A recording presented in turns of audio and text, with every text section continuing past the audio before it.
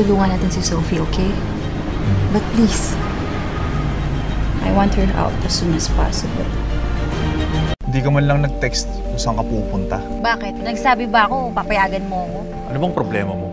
In-invite lang ako ng mga katrabaho ko, okay? Nakakahiyang tumanggi. So, lahat ng sasabihin ng katrabaho mo, susundin mo. Eh, anong gusto mo? Ikaw na lang lagi.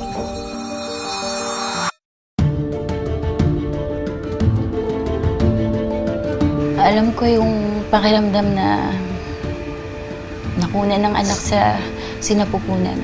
Paano na kaya ako kasaya kung sakaling nabuhay yung anak namin? Itatanong ko lang po sana kung nandito po ba si Gab? Sorry, walang Gab na nakatira dito eh. Kayo po yung papa ni Gab. Ano daw? Rowena po yung pangalan. De Jesus. Ex mo ba yun? Wala kang trabaho. Ano papakain mo siya sa bata?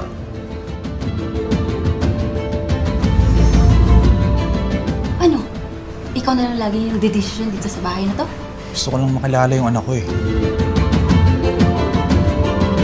Ba't kailangan patirahin mo pa talaga yung babae? Si Mang Dan. Tito Dan na lang.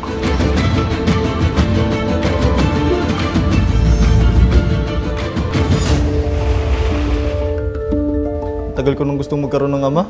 Matagal ko na rin gusto magkaroon ng anak. Miss na rin kita. Gusto mo ng surprise? Girlfriend ng anak mo! Pinatos mo!